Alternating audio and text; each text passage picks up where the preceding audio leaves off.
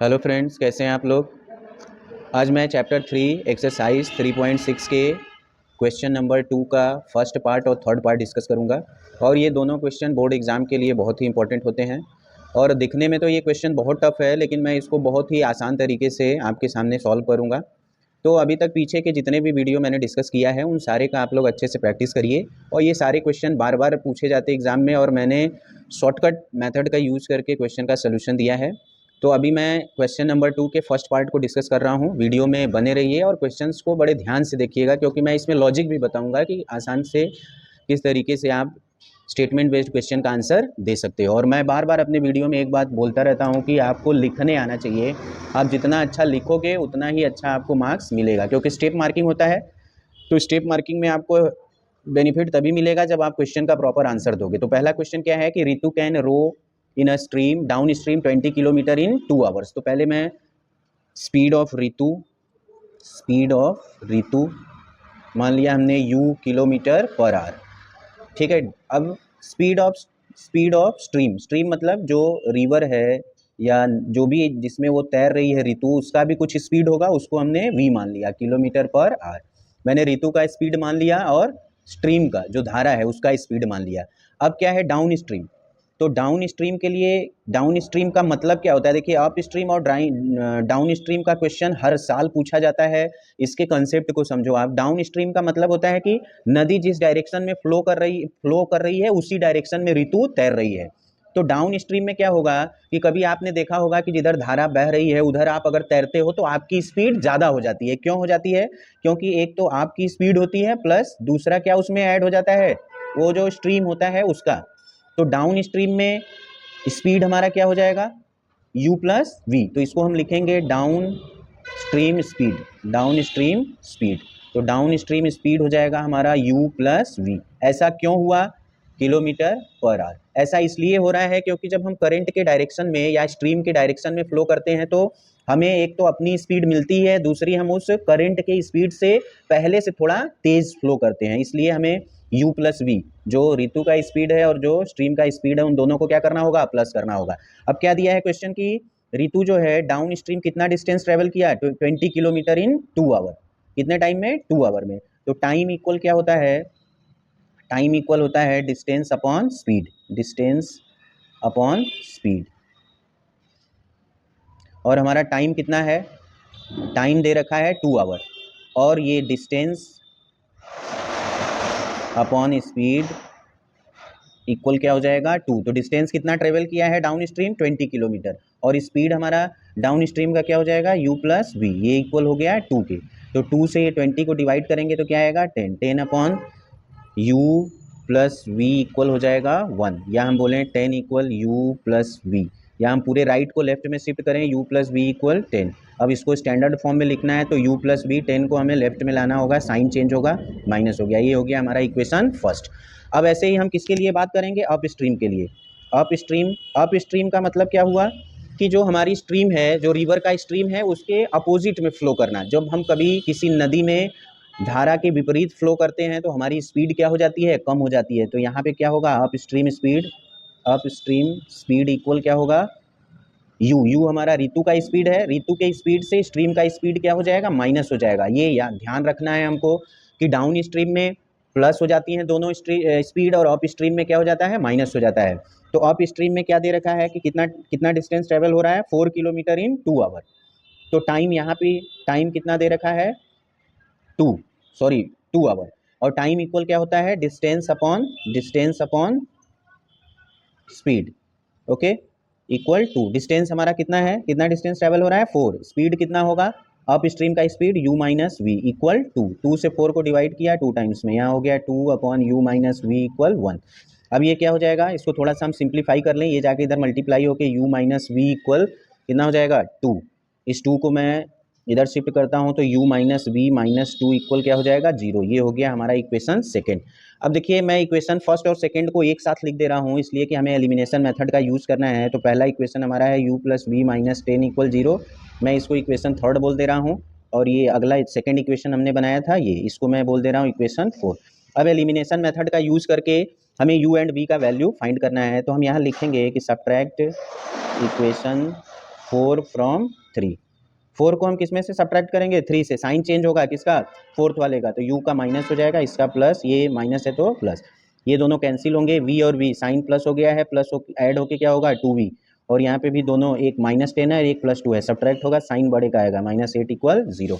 2v minus 8 equal क्या मिल गया? 0। तो v इक्वल हमको 2v इक्वल क्या आएगा? 8 को हमने राइट में शिफ्ट किया, v इक्वल आ जाएगा 8/2। तो v का वैल्यू हमको मिल गया 4 किलोमीटर पर आवर। ये हो गया किसका? स्पीड स्ट्रीम का। पुट द वैल्यू ऑफ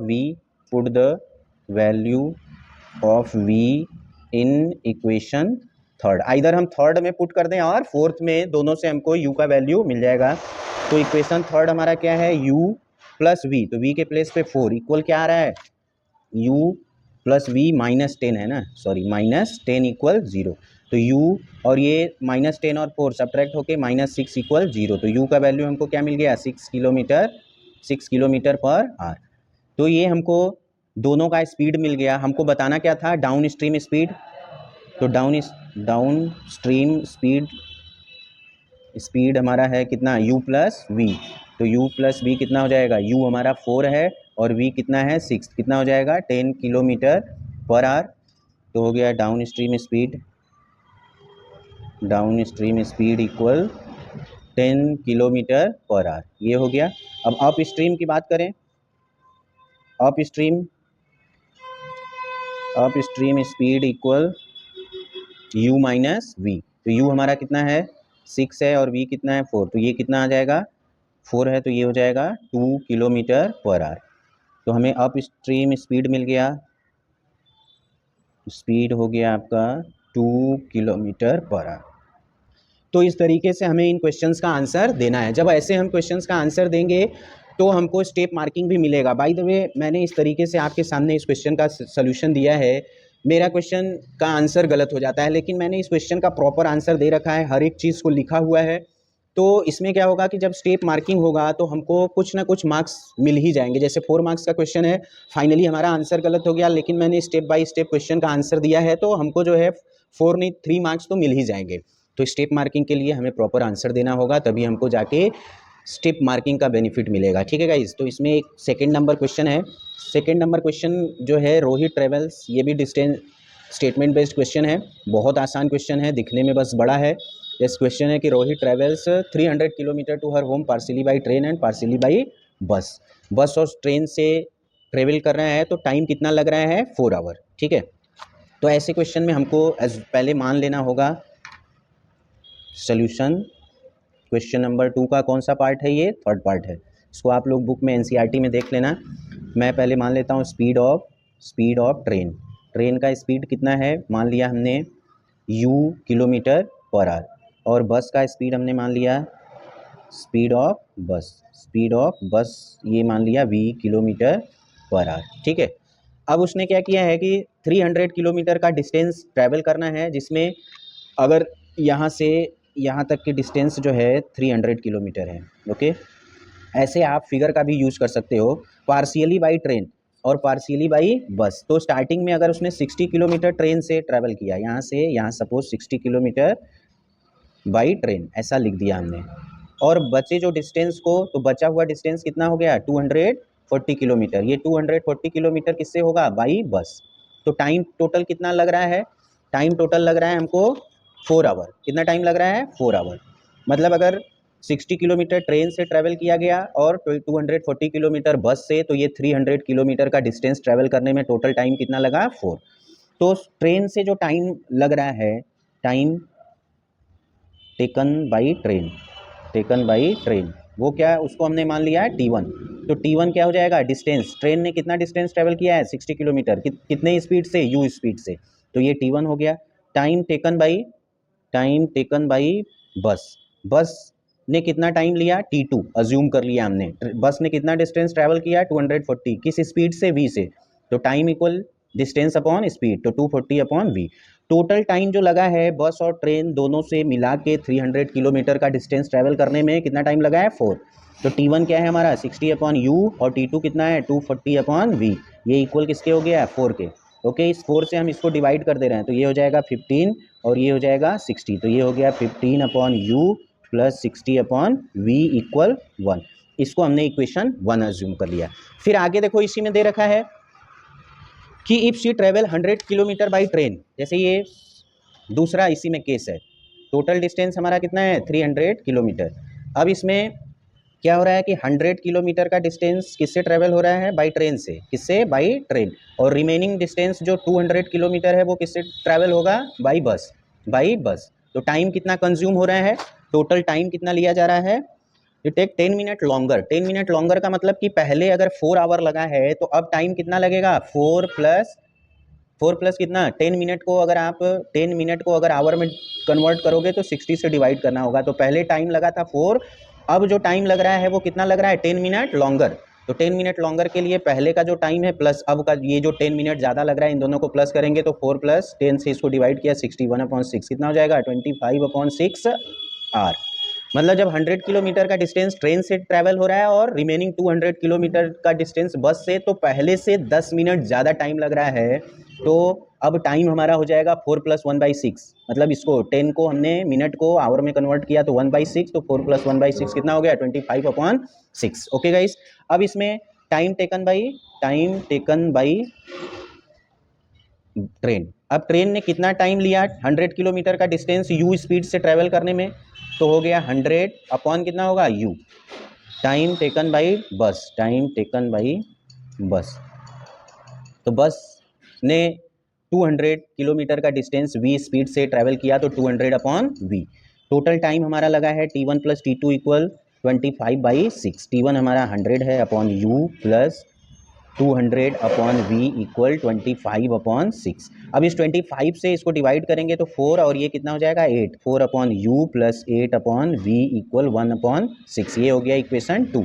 अब हमारा ये इक्वेशन फर्स्ट ये और ये इक्वेशन 2 किस फॉर्म में है, इसको हमें रिड्यूस करना होगा reducible into pair of linear equation में। तो reducible into pair of linear equation में कन्वर्ट करने के लिए हमको क्या करना होगा, लेट, अब जैसे ये 1/u है, इसको लीनियर इक्वेशन में कन्वर्ट करना है तो हमने 1/u को x मान लिया एंड 1/v को क्या मान लिया, y मान लिया। तो हम अब देखो हमारे ये जो 2 इक्वेशन है वो क्या हो जाएंगे, 15/u, तो 1/u को हमने x मान लिया है तो 15x, और 1/v को हमने क्या मान लिया y, तो ये हो जाएगा 60y, और हमारा ये है 1।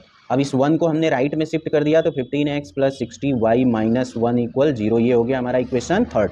ऐसे ही हम इक्वेशन 2 में भी इसको रिड्यूस करेंगे तो ये क्या हो जाएगा 4/u, तो 4x हो जाएगा, और प्लस क्या हो जाएगा 8, 1/v को y, 8y इक्वल 1/6। अब इस 6 का क्रॉस मल्टीप्लीकेशन करेंगे 24x + 48y और इक्वल 1। ये हो जाएगा 24x + 48y - 1 इक्वल 0।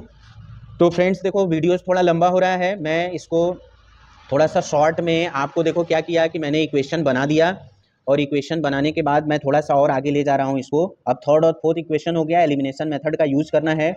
तो हम क्या करेंगे कि इसमें देखो एलिमिनेशन मेथड का यूज़ करना है, तो थर्ड वाले में हम किससे मल्टीप्लाई करें, मल्टीप्लाई बाई किससे कर दें 8 से, और फोर्थ वाले में किससे कर दें मल्टीप्लाई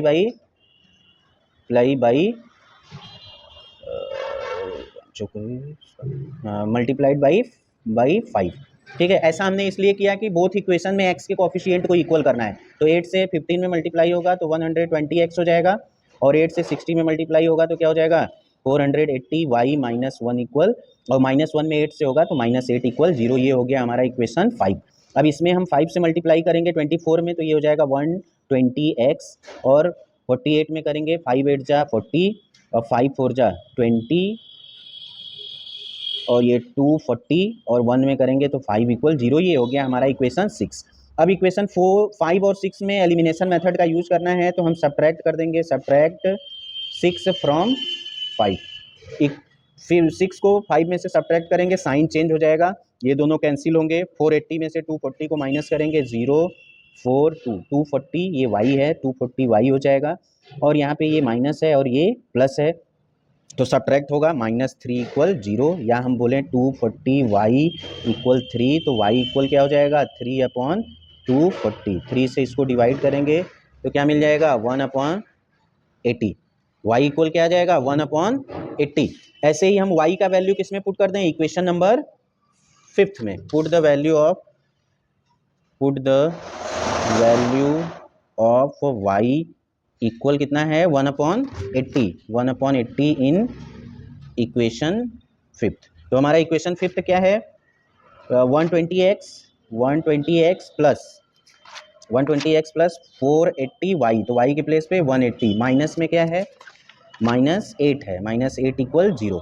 ठीक है, ये 0 8 6 जा 48, तो ये हो गया 120x प्लस 6 माइनस 2 इक्वल 0। अब ये हो जाएगा 120x सब्ट्रैक्ट होगा प्लस ये -8 है, सब्ट्रैक्ट होगा तो यहाँ पे क्या आएगा -2 इक्वल 0। तो 120x इक्वल 2, x इक्वल क्या हो जाएगा 2/120 डिवाइड होगा 1/60।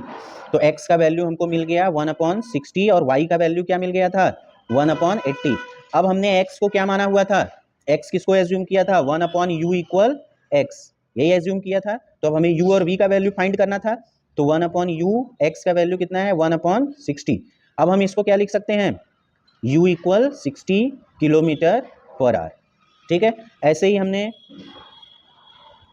y इक्वल क्या है 1/80, y को हमने क्या एज्यूम किया था 1/v इक्वल 1/80, तो v का वैल्यू क्या मिल गया 80 किलोमीटर पर आवर। तो स्पीड ऑफ ट्रेन हमारा क्या हो गया 1/u इक्वल x का वैल्यू हमको क्या मिला था 60 किलोमीटर पर आवर, और तो speed of train equal 60 kilometre per hour और स्पीड ऑफ बस इक्वल कितना हो गया 80 किलोमीटर पर आवर।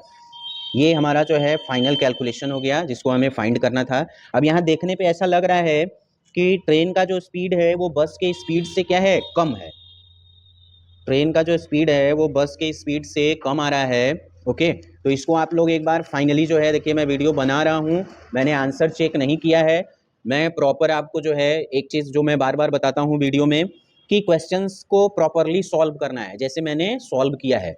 अब इसी क्वेश्चंस में मान लो कि सोल्यूशन में मेरा आंसर गलत भी हो जाता है और ये क्वेश्चन 4 मार्क्स का है, कितने मार्क्स का है 4 मार्क्स का, अगर क्वेश्चन का आंसर गलत भी हो जाता है तो मैंने आपके सामने इसका सोल्यूशन दे रखा है, तो एग्जामिनर इस क्वेश्चन पे मुझे के सोल्यूशन पे 3.5 मार्क्स देगा ही देगा। इसलिए आपको भी जब भी क्वेश्चन का सोल्यूशन दें तो उसका प्रॉपर आंसर दें, जो स्टेटमेंट जो कुछ भी आप कर रहे हो उसको प्रॉपर तरीके से उसको क्या करना होगा लिखना होगा। Okay guys, thank you.